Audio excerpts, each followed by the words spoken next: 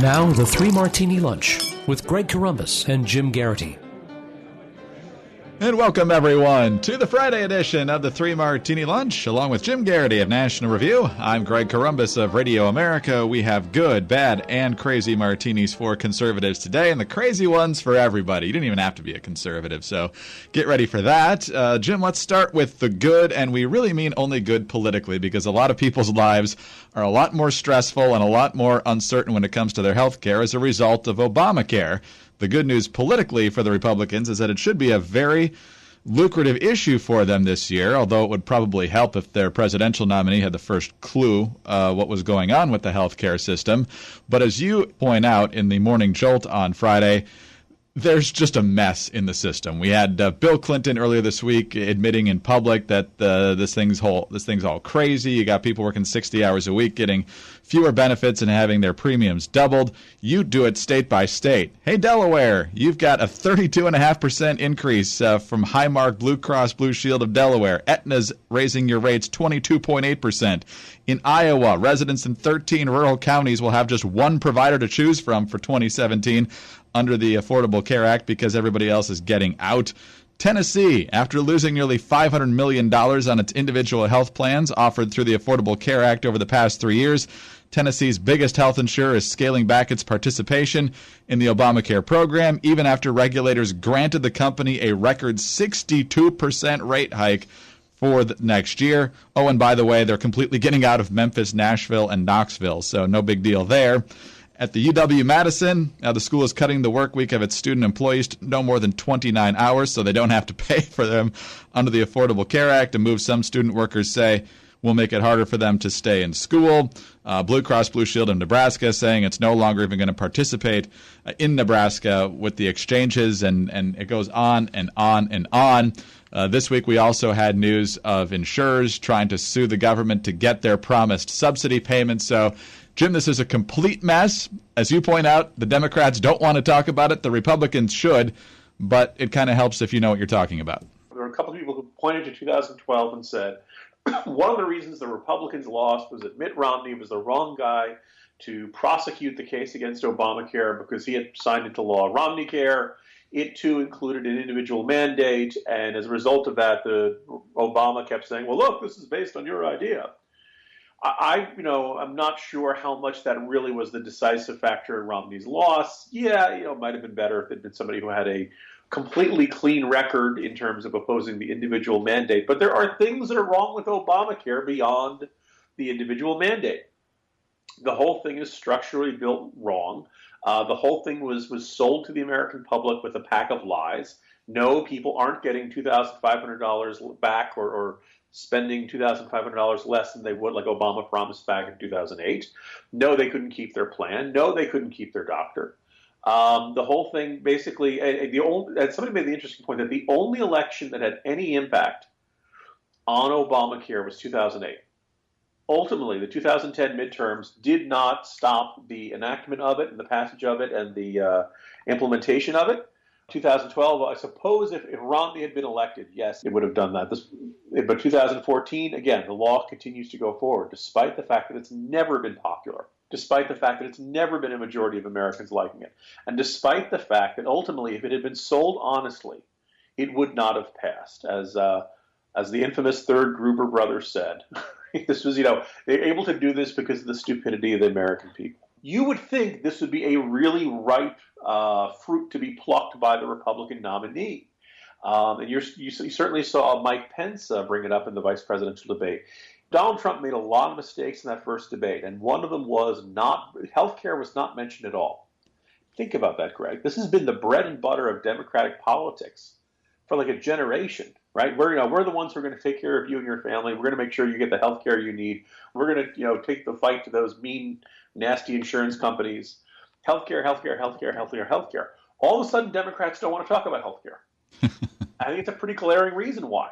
Obamacare stinks. The Affordable Care Act has not made it more affordable. People are dealing with higher premiums. They're dealing with higher copays. They're dealing with higher deductibles. The whole thing is not affordable, and people are really upset about that. And we have a golden opportunity here to really take it to the Democrats. that we can say this is liberalism at its most purest and clearest form. They don't want to tell you what they really want to do. They want to take more from you than they're ever willing to say. They will promise you the moon, and they will tell you you're going to save a lot of money when you're not. They don't really care about whether you get the care you want. They only care that you click on whether they can check the box and say that you're insured.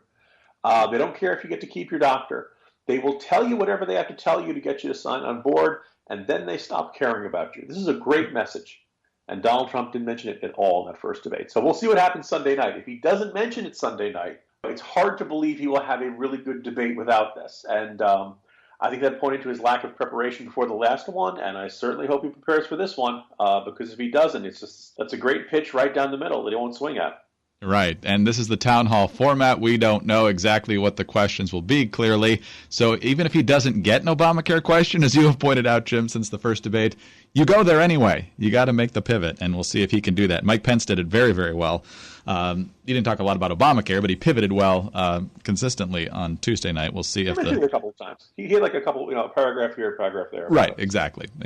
So, all right, well, you mentioned Obamacare is not popular. Unfortunately, as we turn to our bad martini, the same cannot be said about its namesake. This is courtesy of CNN. President Barack Obama's approval rating stands at 55% in a new CNN ORC poll, the highest mark of his second term and matching his best at any time since his first year in office. There are partisan differences. He's not moved at all among Republicans. He's up 12 points among Democrats to 89% approval and 14 among independents to 56% approval. Jim, let me ask you to respond to this paragraph. The new poll continues a streak in which Obama's approval rating has been at 50% or higher in CNN polls since February, a 7-month run that is his longest since 2009. Jim, what started happening in February? Valentine's Day? No, became increasingly clear that Donald Trump was likely to be the Republican nominee. And even though there was a little bit of ebb and flow in the Democratic primary, it was pretty clear that Hillary Clinton was going to be the Democratic nominee. Oh, did I just say 2 Democratic nominees? Sorry for that Freudian slip. Trump would be the Republican nominee. That these were the options before America. And that probably makes some Americans less resolutely opposed to Obama as you and I feel kind of fond about him. But Obama has a lot of flaws. There's a certain school of thought that says that when a political figure is not in people's face all the time, telling them how much the voters have disappointed them, how much America, you've let me down, they feel a little more fondly of him. And as much as you and I might find Obama insufferable, he's generally not as crude as Trump is. Generally, Obama's lies are not quite as transparent as Hillary's are. And I think the grim prospects of the presidential contenders probably have Americans feeling more fondly about Obama. I think you and I ought to say that's not really, that's a little convenient memory lapses there, and they're forgetting all the reasons they were irritated with Obama. We have new jobs numbers out today, and there's meh as anything we've gotten lately. But I think that there's something to be said for the fact that Obama, for all of his infuriating flaws, generally tends to carry himself with a certain amount of dignity. Certainly having the White House helps. He looks, when you address the country in the Rose Garden, there's a certain decorum, there's a certain tone. And I think maybe that's, it's that respect for the office is helping Obama's approval ratings in these last couple of months. And I think it's a little bit of an indictment on Hillary and Trump and just kind of the way they make Americans feel. Both nominees are so bad that a president with Barack Obama's record is seeing some of his highest approval numbers of his presidency. And it's not just a reflection on Trump and Hillary. That's probably why these numbers are getting better, perhaps, Jim. But it also impacts other races on the ballot, because if people go to the polls having a relatively positive opinion of Barack Obama, that's not going to bode well for Republicans running for Senate and running for House. I did a little bit of research here on this. These are Gallup numbers, not CNN numbers, so there might be a little bit of a discrepancy, but the point still holds. On Election Day 2010, when Republicans obviously had a very, very good day, Barack Obama had a 43% approval rating, 49% disapproval rating. On Election Day 2012, when he was reelected, 50% approval, 44% disapproval. In 2014, 41% approval, 53% disapproval. That was a very good night for Republicans also. And as of their latest numbers, 54% approval, 43% disapproval. That's not the numbers you want a month away from Election Day. It isn't. And look, I think that their stage was set for Republicans this year. That it's very hard to hold the White House for more than 2 consecutive terms. The only person who's done it since FDR was Reagan and Bush from 1980 to 1992. So, yeah, I think the economy's not doing great. Certainly the world is on fire, or there are constant crises. Times Square blew up, or Chelsea, there was a bombing. Look, people feel great anxiety about the state of the country.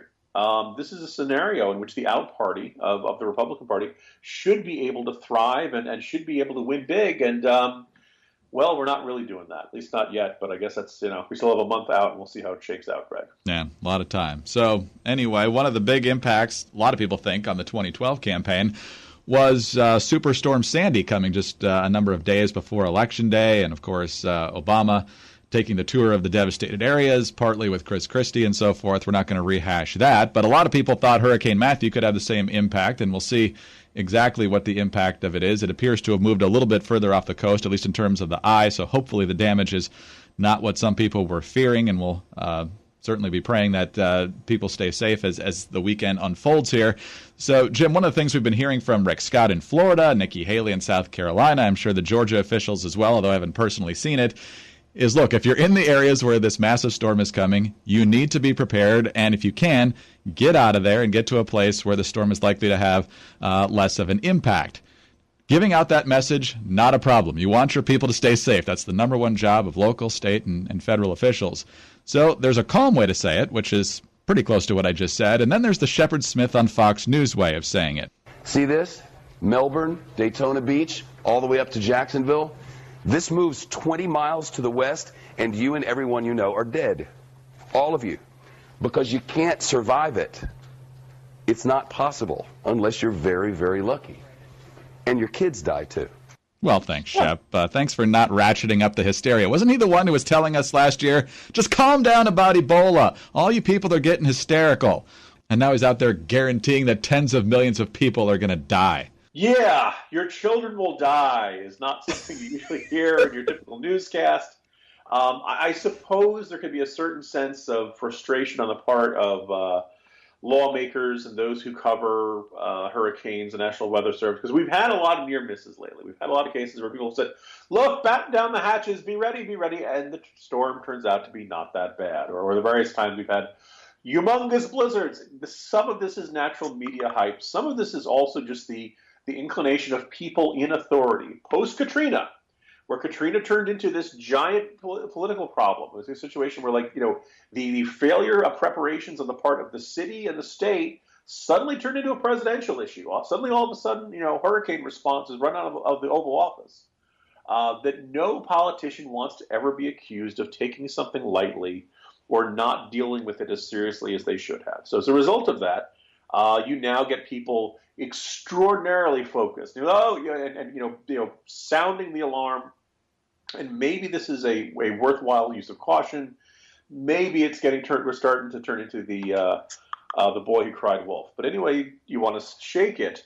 Your children will die. Shep Smith doesn't, sometimes he tells you the news, and sometimes he just emotes the news at you. And that certainly seemed to be it today. Here's the thing, Floridians. If, God forbid, the hurricane hits as bad as everyone says, and you lose your life, Shep Smith told you so. Fair, balanced, and unafraid. No, who are we kidding? They're terrified. That's right. Absolutely terrified. We are definitely serious about the folks there staying safe, but that's just irresponsible to go out there and just be utterly hysterical about it. But it's not the first time, as you point out. Jim, have a good weekend. I don't know if you're going to choose football or the debate on Sunday. I guess since we get paid to watch the debate, we'll probably watch that. But we're really looking forward to it, as the listeners can tell. Who's the Sunday night game? Packers-Giants. Ooh, good game.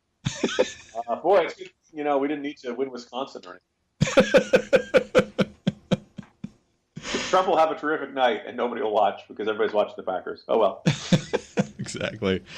Talk to you Tuesday, actually. See you Tuesday, Greg. Jim Garrity of National Review. I'm Greg Corombos of Radio America. Thanks for being with us today. Have a great and safe weekend, everyone. There actually will be a 3 Martini lunch on Monday. Please join us then.